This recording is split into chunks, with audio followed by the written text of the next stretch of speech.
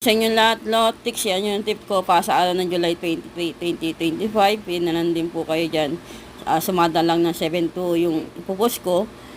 Tapos, alalay lang sa pompyang. Pwede mong pompyang, pwedeng dikit, pwedeng lihim, o kaya inchik. Ngayong araw ng July 23, 2025. Pwedeng pechada 23. Yan.